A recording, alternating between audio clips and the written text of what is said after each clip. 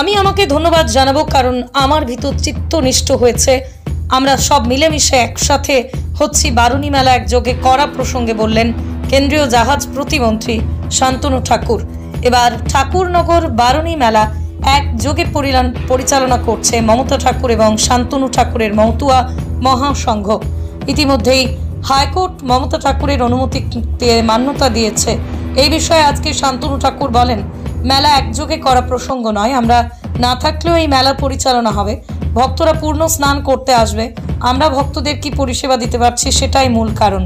মমতা ঠাকুরের পক্ষ থেকে হাইকোর্টের নির্দেশ প্রসঙ্গে তিনি বলেন, হাইকোর্ট জেলা পরিষদের অনুমতিকে মান্যতা দিয়েছে। হাইকোর্টে এখনো অনেক অর্ডার বাকি রয়েছে, পলিটিক্যাল কারণে বিঘ্নিত হচ্ছিল। আমি আগেও বলেছি, ধর্মীয় বিষয়ের মধ্যে এটা থাকা কাম্য নয়। মেলা নিরাপত্তা প্রসঙ্গে তিনি কেন্দ্রীয় সরকার এবং রাজ্য সরকারকে সজাগ থাকার জন্য আবেদন জানিয়েছেন, কারণ প্রচুর ভক্তদের সমাগম ঘটে, সেখানে কোনো উগ্রপন্থী ঢুকতে পারে।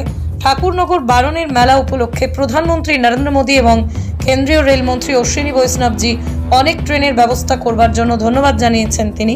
গতকাল কোচবিহারের টেকনিক্যাল কারণে ট্রেন দিতে দেরি হয়েছিল বলেই জানিয়েছেন তিনি। বনগাঁ লোকসভা এলাকায় অনেক জায়গায় স্থানীয় ভোটারদের ভোট কেটে দিচ্ছে তৃণমূল।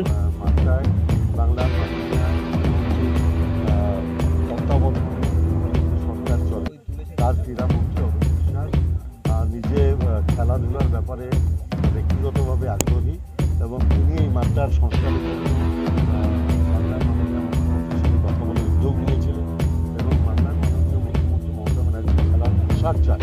আমাদের জেলাতেই মমতা ব্যানার্জির আমলে দুটো অত্যাধুনিক স্টেডিয়াম হয়েছে, একটা নৈহাটি, একটা ব্যারাকপুর।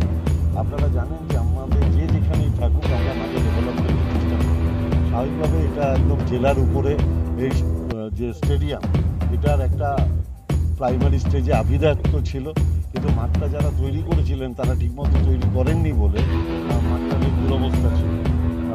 মাননীয় ক্রীড়ামন্ত্রী অরূপ বিশ্বাস উদ্যোগ নিয়ে সেই মাঠটাকে আবার নতুনভাবে রিনোভেট করে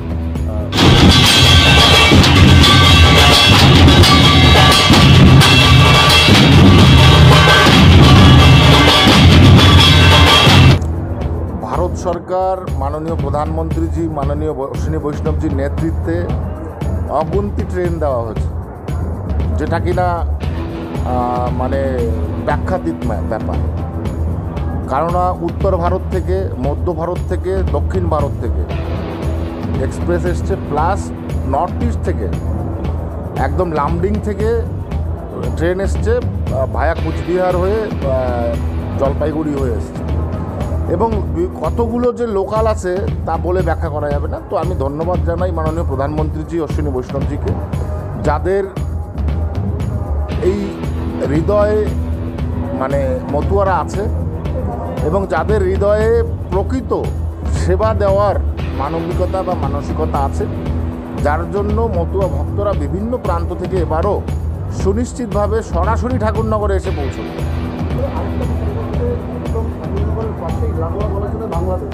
বাংলাদেশের বর্তমান যা পরিস্থিতি, সেখানে তাদের নিরাপত্তা দেখতে গেলে প্রচুর মতো ভক্তরা আসবে। বাংলাদেশ থেকে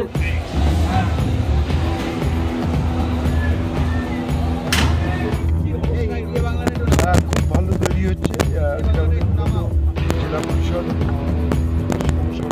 দপ্তর চেষ্টা করছি, এখানে সবাই দেখভাল করছে। এটা এখন বলে আসছে ব্যান্ড হয়ে গেছে, তাই এখন সব প্লে করেই খেলা হচ্ছে, কোথাও স্যান্ড কোথাও ক্লে। এটা ক্লে মাঠ, কিছুটা স্যান্ডও আছে, সেটা দিয়ে আমরা করছি, কিন্তু আরেকটু সময় লাগবে। ঘাসগুলো মোটামুটি 6 ইঞ্চির মতো ভার্টিক্যালি খুব তাড়াতাড়ি হরিজন্টালি মিনিমাম 6 গ্রিনটা থাকে না, কারণ যখন খেলা হয় ঘাসটা উঠে যাবে আর মেলা তাহলে আরও 2 মাস লাগবে এটাকে তৈরি তখন থেকে আমাদের ইচ্ছে আছে। এবার দিকে খেলাগুলো এবার ভবিষ্যতে এই মাঠ ছাড়া আরও কি ইনফ্রাস্ট্রাকচার আপনার সাথে ধরা পদ্ধতি যেগুলি এখন করা দরকার? না মোটামুটি সব রকমই ইনফ্রাস্ট্রাকচার আছে।